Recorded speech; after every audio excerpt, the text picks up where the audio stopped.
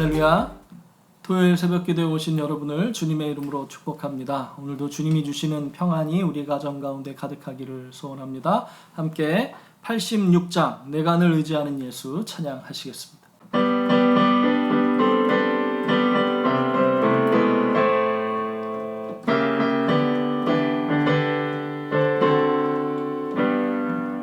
내가 늘 의지하는 예수 나의 상처 입으신 영을 불쌍하게 여기사 위로하여 주시니 미쁘신 나의 좋은 친구 내가 의지하는 예수 나의 사모하는 친구 나의 기도 들으사 응답하여 주시니 미쁘신 나의 좋은 친구 주의 손 의지하고 살 때 나를 해할 자가 없도다 주님 나의 마음을 크게 위로하시니 미쁘신 나의 좋은 친구 내가 의지하는 예수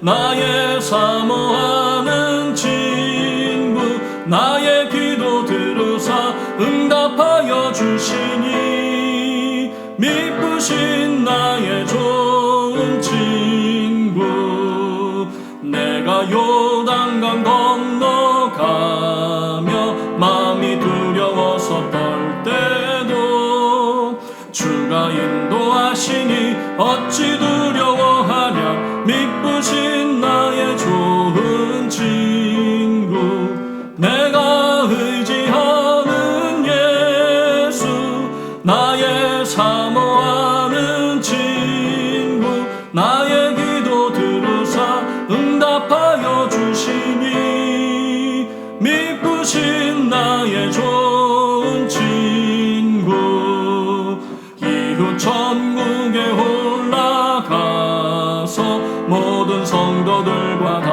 함께 우리들을 구하신 주를 찬양하리라 미쁘신 나의 좋은 친구 내가 의지하는 예수 나의 사모하는 친구 나의 기도 들으사 응답하여 주시니 미쁘신 나의 좋은 친구. 사랑하는 여러분, 지난밤 어떻게 보내셨습니까? 평안하셨는지요? 토요일 새 아침이 밝았습니다. 오늘 또 온라인 새벽 예배로 주님과 함께 새날을 여시는 여러분 모두 위에 주님의 평강과 보호하심이 함께 하시기를 바랍니다. 오늘 아침 함께 나눌 은혜의 말씀은 다니엘서 2장 12절에서 23절 말씀입니다. 우리 함께 봉독하겠습니다. 왕의 명령이 내림에 지혜자들은 죽게 되었고 다니엘과 그의 친구들도 죽이려고 찾았더라. 그때의 왕의 근의대장 아리옥이 바벨론 지혜자들을 죽이려 나가매 다니엘이 명철하고 슬기로운 말로 왕의 근의대장 아리옥에게 물어 이르되 왕의 명령이 어찌 그리 급하냐 하니 아리옥이 그 일을 다니엘에게 알림해 다니엘이 들어가서 왕께 구하기를 시간을 주시면 왕에게 그 해석을 알려드리리다 하니라.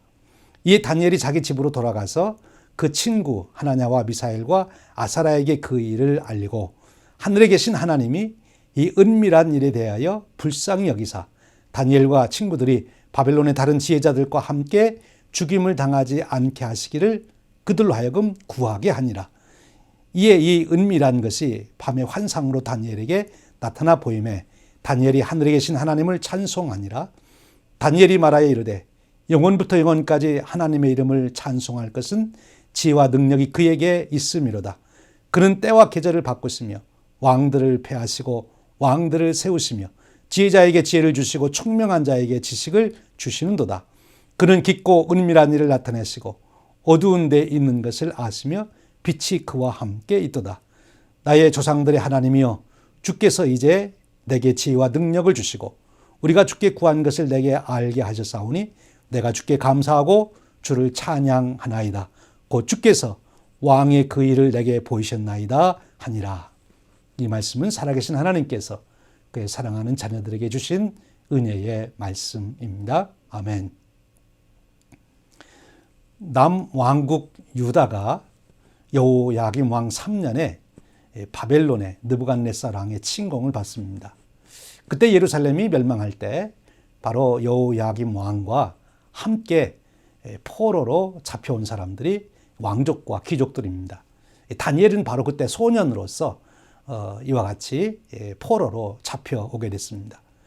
그런데 느부갓네살 왕의 정책으로 다니엘은 특별한 기회를 얻게 되는데, 그것은 느부갓네살 왕이 용모가 준수하고 지혜 있고 총명 있는 자들을 택하여 왕궁 교육을 시킨 후에 그들을 인재로 등용하려고 하는 정책을 세웠습니다. 다니엘과 그 세 친구도 여기에 뽑혀서 지금 왕궁 교육을 받게 된 것이죠. 그런 중에 다니엘은 특별히 뜻을 정해서 자기가 더럽히지 않기로, 즉 이방신, 바벨론 신의 영향을 받지 않기 위해서 그 왕이 내리는 음식과 포도주를 마시지 않고 자기를 더럽히지 않겠다고 합니다. 결국 그것이 이제 받아들여져서 다니엘이 또 그 친구들이 그렇게 왕궁 교육을 받고 있습니다. 이제 앞으로 인간적으로 보면 전도가 유망하고 또 하나님께서 특별한 지혜와 은혜와 능력을 주셨기 때문에 크게 쓰임을 받을 수 있는 그런 기회를 얻게 된 것이죠. 그런데 이 다니엘과 그 친구에게 큰 문제가 생겼습니다.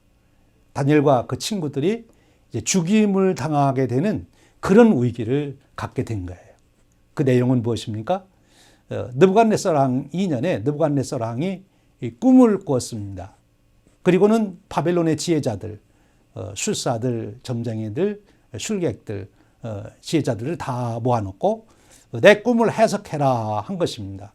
그런데 꿈을 해석하는 자가 없는 거예요. 왜냐하면 왕에게 무슨 꿈을 꾸었는지 말씀해 주시면 해석하겠습니다. 그랬더니 왕이 나도 그 꿈을 다 잃어버렸다 그러는 거예요. 꿈을 얘기해 줘도 해석하기 어려운데 꿈을 다 잊어버렸다고 말하면서 무슨 꿈을 꾸었는지 알아서 해석을 하라는 것입니다. 이런 황당한 일이 어디 있습니까? 결국 바벨론의 모든 지혜자들이 대답을 할 수가 없죠. 그랬더니 이제 느부갓네살 왕이 화가 나가지고 이 모든 지혜자들을 다 죽여라 하고 근위대장 아리옥에게 명령한 것입니다. 이제 다니엘과 그의 세 친구도 함께 죽을 수밖에 없는 그런 위기가 된 것이죠. 2장 13절이 그 말씀이에요. 왕의 명령이 내림에 지혜자들은 죽게 되었고 다니엘과 그의 친구들도 죽이려고 찾았더라.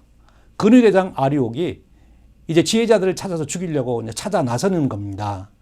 근데 그때 14절에 보면 다니엘이 놀라운 일을 하게 됩니다. 그때의 왕의 근위대장 아리옥이 바벨론 지혜자들을 죽이려 나가매 다니엘이 명철하고 슬기로운 말로 왕의 근위대장 아리옥에게 물어 이르되, 다니엘이 등장하는 거죠. 이제 죽임을 당할 수밖에 없는 이 위기, 이 절대절명의 위기 속에서 다니엘은 오히려 자기의 새 역사를 여는 역사에 큰 쓰임받는 주인공으로 등장하는 기회를 얻게 되는 것입니다. 위기를 기회로 바꾼 거지요. 여러분, 다니엘은 어떻게 이 위기를 기회로 바꿀 수 있었을까요? 오늘 다니엘이 당한 이 위기를 기회로 바꿔가는 이 과정을 통해서 우리가 신앙적인 교훈 그리고 인생을 사는 지혜의 교훈을 함께 배우고자 합니다. 이제 말씀을 보십시오. 먼저 이 다니엘은 이 느부갓네살 왕이 이렇게 화가 나가지고 근위대장 아리옥에게 모든 지혜자들을 다 죽이라 했을 때 먼저 이 근위대장에게 아리옥에게 왜 그런지를 잘 물어봅니다. 그러니까 사태가 왜 그런지 이 자초지종을 잘 알아야 사실은 지혜를 말할 수 있는 것 아닙니까? 첫 번째 지혜는 뭔가면 상황 판단, 상황 진단입니다. 정확하게 우리가 자초지종을 모르고 말하다가 크게 망신을 당하고 낭패를 당하는 적이 있지 않습니까? 그러니까 다니엘은 무슨 일이 있으면 먼저 그 상황 파악을 하는 거죠. 우리가 진단도 하지 않고 처방을 할 수는 없지 않습니까? 그러니까 항상 우리는 매사에 진단을 하고 처방하는 이 원리를 따라야 되는 거예요. 자초지종을 안 다음에 내가 답을 내려야 되는 것이죠.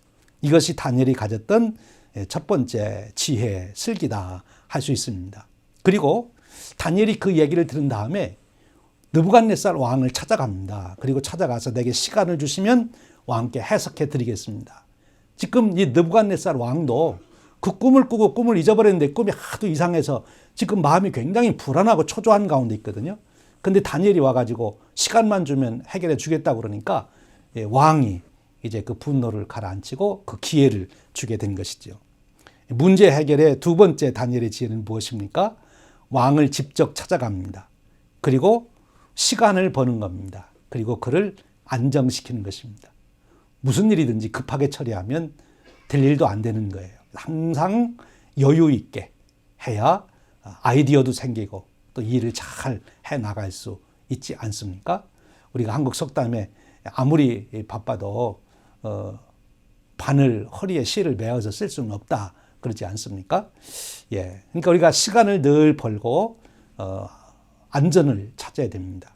그리고 화가 난 상태에서는 일이 되질 않죠. 나라가 망쳐지게 됩니다. 그래서 이 다니엘은 먼저 느부갓네살 왕을 찾아가서 시간을 벌고 그리고 왕의 화를 가라앉히고 평안한 중에 지혜가 생기는 거예요. 왕도 평안해져야 잃어버렸던 꿈도 다시 생각을 하지 계속 화가 나 있으면 생각이 안 되는 거지요.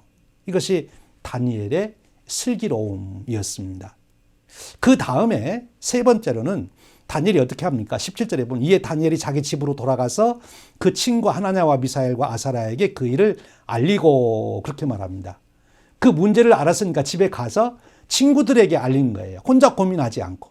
여러분 인생에 많은 문제를 우리가 갖게 되는데 그때마다 자기가 가까운 친구들에게 멘토들에게 그 일을 상담해 줄 만한 분에게 그 일을 말하는 것이 참 지혜입니다. 미련한 사람은 끝까지 자기 혼자 고민하다가 문제 해결을 못하고 심지어는 자살하는 분들을 보면 대개가 자기 속의 고민을 말하지 않아서 그런 거예요. 그러면 그렇게 되는 거죠. 그러니까 자기가 무슨 문제가 있으면 친구들이나 가족들이나 아니면 그 문제에 대한 전문가를 찾아가서 얘기를 해야 되는 거예요. 지금 이 다니엘은 그 문제를 안고 혼자 고민하지 않고 세 친구에게 이야기를 하게 됩니다. 그렇지요. 우리가 삼겹줄은 끊어지지 않는다 했습니다. 함께 지혜를 내면 훨씬 더 좋은 지혜를 내게 되는 거지요. 그리고 다니엘은 단순히 친구들에게 그 알리는 것이 아닙니다. 그는 하나님께 기도하라고 구한 거예요. 18절에 보면 하늘에 계신 하나님이 이 은밀한 일에 대하여 불쌍히 여기사 다니엘과 친구들이 바벨론의 다른 지혜자들과 함께 죽임을 당하지 않게 하시기를 그들로 하여금 구하게 하니라. 이제 기도하게 했다는 거죠. 단순한 친구가 아니고 기도 동역자를 얻은 겁니다.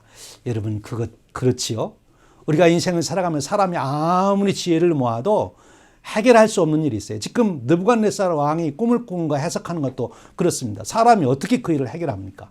그러니까 기도하는 것밖에 없죠. 하나님을 우리의 인생의 삶의 현장으로 초대하는 일, 문제 해결자이신 하나님을 초대하는 일이 기도예요. 다니엘은 그 기도의 비밀을 알았습니다. 그래서 친구들에게 이 위기에 가서 기도하자고 요청한 거죠. 예, 합심 기도를 한 거예요. 한마음 기도. 요즘에 우리도 다니엘을 본받아서 이 다니엘 기도 운동을 하지 않습니까? 여러분 꼭 참여하시길 바랍니다. 혼자 기도하는 것보다 주님의 이름으로 함께 모여 기도하는 일에 놀라운 역사가 나타나요. 여러분 우리가 기도할 때마다 반드시 누구 이름으로 합니까? 주님의 이름으로 하지요. 그런데 주님의 이름으로 두세 사람이 모이면 그 말은 기도를 합심으로 기도하면 기도를 한 마음으로 여러 사람이 모여서 기도하면 그러면 주님께서 반드시 함께 계셔서 응답하시겠다는 거예요. 여러분 우리가 문제가 있을 때 나 혼자 고민하지 말고 같이 기도 제목을 가지고 친구들과 기도하면 하나님이 놀라운 역사를 일으키십니다. 목회하면서 보면 훌륭한 속장님들이나 이런 분들은 속원들의 문제가 있으면 본인이 그 사람들을 데리고 나와서 교회에서 철야 기도도 하고 때로는 금식 기도도 하고 하면서 같이 기도하는데 기도 응답의 열매가 참으로 기가 막히게 맺혀지는 거죠. 합심 기도, 함께 기도하는 것이 중요하다 하는 것입니다. 그 다음에 보면 18절에 읽어드린 말씀대로 그들이 무슨 기도를 하는가 하면 첫 번째 기도 제목이에요. 그 기도 제목이 그 일로 인하여 자기들이 죽지 않게 해달라고 기도하는 거예요. 여러분, 문제 중에 제일 큰 문제는 자신의 문제입니다. 이게 이기적인 것 같지만 그렇지 않아요. 우리가 인생을 살아가며 어떤 문제가 있을 때 먼저 내가 그 문제 속에서 정신을 차리고 먼저 그 문제를 내가 해결해야 다른 사람도 도울 수 있는 거예요. 이런 비행기 탈 때마다 우리가 꼭 설명을 듣는 게 있잖아요. 비행기 사고가 생기면 제일 먼저 구명조끼를 누구부터 입으라고 그래요. 자기부터 먼저 입고, 그리고 산소 마스크도 누구한테 제일 먼저 장착하라고 그럽니까? 자기가 먼저 제일 먼저 착용하라고 그러지 않아요. 심지어 옆에 어린 아이가 있어도 아이에게 먼저 구명조끼를 입히든지 아니면 산소 마스크를 착용시키지 않고 본인이 먼저 하라고 그렇게 해요. 왜냐하면 본인이 해야 정신이 나고 바르게 돼서 다른 사람을 도울 수 있기 때문이에요. 지금 여기에서 이 다니엘과 그 친구들도 제일 먼저 자기들이 요청한 것이 뭔가면 자기들을 위해서 기도하자, 그렇게 한 거예요. 여러분, 오늘 또 여러분의 삶, 오늘 우리가 겪고 있는 어려움 속에서도 여러분 자신을 위해서 제일 먼저 기도해야 돼요. 하나님, 저를 생명사계로 지켜주시옵소서. 그리하여 제가 우리 가족들도 돌보고 주위에 있는 사람들도 돌볼 수 있게 하여 주시옵소서. 내가 경제적으로 자립해야 다른 사람도 도울 수 있는 거예요. 다른 사람 도울 생각하기 전에 나부터 먼저 자립을 해야 다른 사람을 도울 수 있는 거죠. 지혜입니다. 지혜입니다. 그리고 오늘 이 말씀에 보면 다니엘이 그 친구들에게 이제 기도하라고 할 때 하늘에 계신 하나님이여 이렇게 얘기합니다. 이 은밀한 일에 대하여 불쌍히 여겨달라, 그렇게 말해요. 하나님을 부르는데 하늘에 계신 하나님, 그것은 초월자 하나님을 말하는 거예요. 은밀한 일을 아신 하나님. 이 문제는 도저히 인간들의 지혜와 연구로는 알 수가 없습니다. 인간들의 노력으로는 해결할 수가 없사오니 초월자이신 하나님께서만이 해결하실 수 있습니다. 그러니 우리를 불쌍히 해달라. 그러니까 당연히 나오는 기도가 불쌍히 해달라는 기도지요. 초월자, 전능자이신 하나님 앞에 우리가 드릴 공통 기도 제목, 그것은 무엇인가 하면 불쌍히 여겨달라는 거예요. 하나님이 우리를 불쌍히 여겨주면 문제는 해결되는 것입니다. 다윗이 늘 그렇게 기도했잖아요. 나를 긍휼히 여겨달라고. 여기 다니엘이 지금 그 친구들과 함께 초월자이신 하나님께서 우리를 긍휼히 여겨달라고 그렇게 기도합니다. 그랬더니 어떤 역사가 일어났습니까? 19절 이하에 나오지 않습니까? 이에 은밀한 것이 밤의 환상으로 다니엘에게 나타나 보임에 기도 응답이 된 거예요. 4명이 한마음 기도를 했는데 다니엘에게 그 환상이 보인 것입니다. 하나님께서 느부갓네살왕이 무슨 꿈을 꾸었는지, 그리고 그 꿈의 뜻이 무엇인지를 가르쳐 주신 거예요. 할렐루야. 여러분, 우리가 한마음 기도할 때 하나님께서 이렇게 역사하십니다. 여러분의 가정도, 여러분의 사업도, 여러분의 인생 여정에 이런 기도응답의 축복이 있으시기를 축원합니다. 그런데 이제 그 다음을 우리가 꼭 살펴봐야 돼요.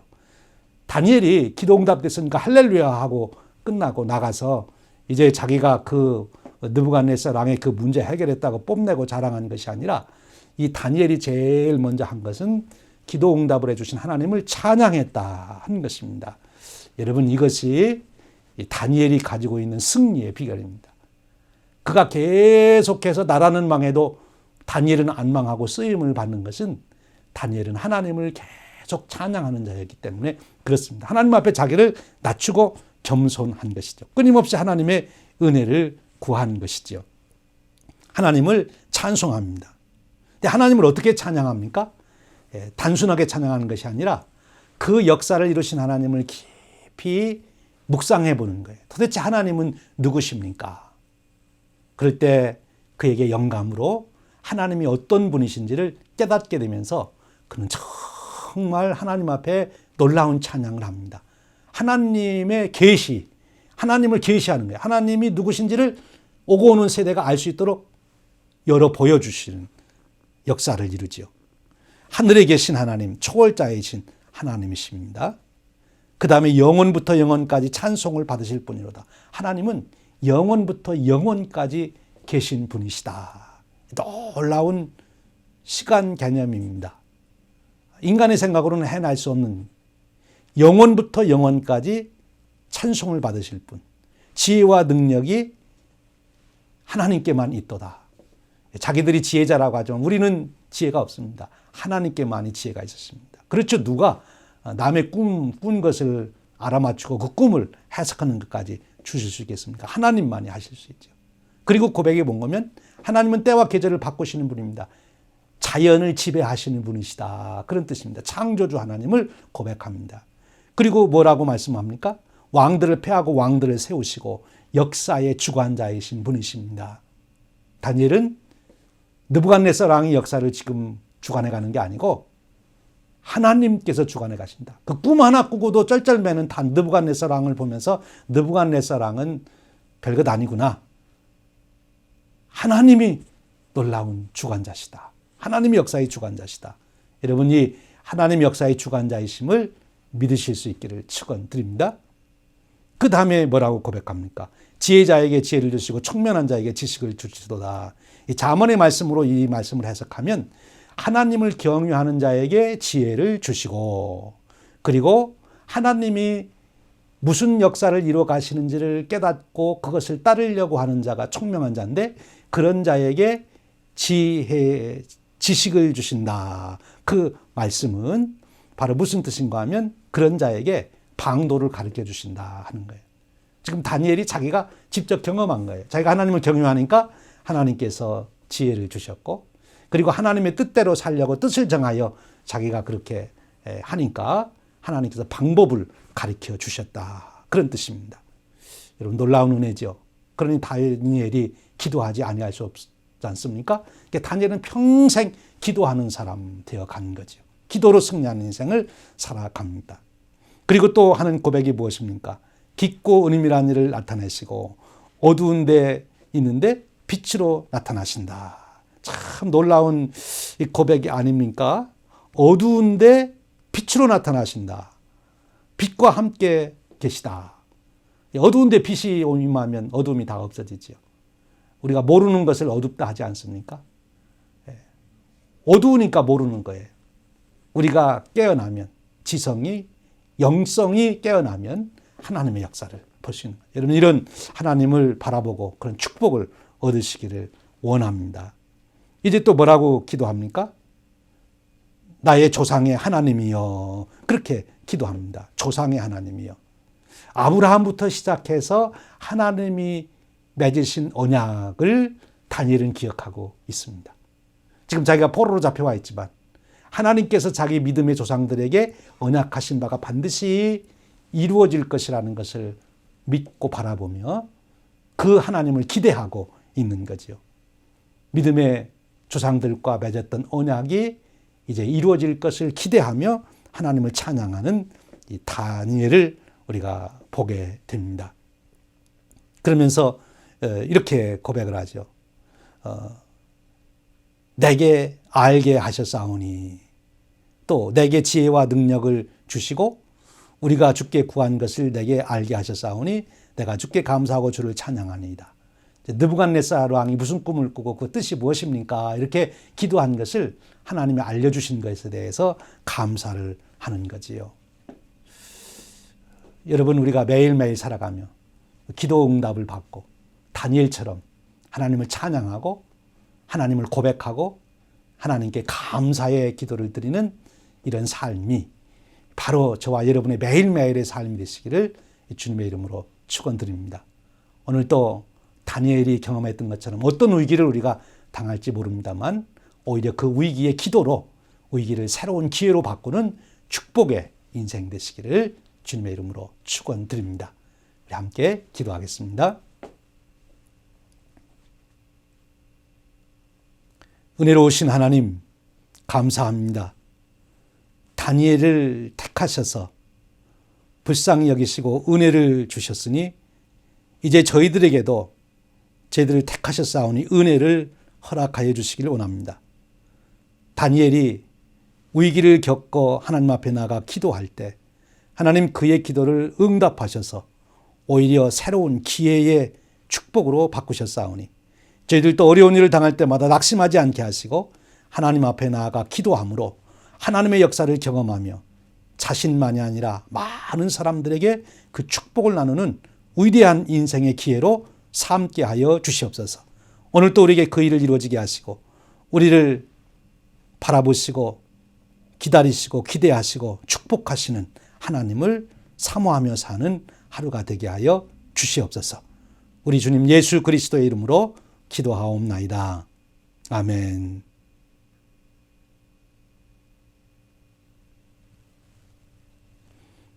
예, 있는 자리에서 우리 10분 이상씩 꼭 기도해 주시고요. 우리 다니엘 기도에 함께 합류해 주시면 좋겠습니다. 내일 주일 예배를 위해서 특별히 많이 기도해 주시기를 부탁드립니다. 또 어려운 때에 여러분 투병하는 분들을 위해서 기도해 주시고요. 그리고 의료진들을 위해서 특별히 기도해 주시고 또 국가 지도자들을 위해서도 기도해 주시기 바랍니다. 이 어려운 코비드-19 이 위기를 오히려 우리는 기도를 통해서 우리 내면을 가꾸고 또 이 위기를 하나님의 은혜를 받는 기회의 시간으로 다져가시기를 주님의 이름으로 축원드립니다. 감사합니다. 오늘도 승리하시기를 바랍니다.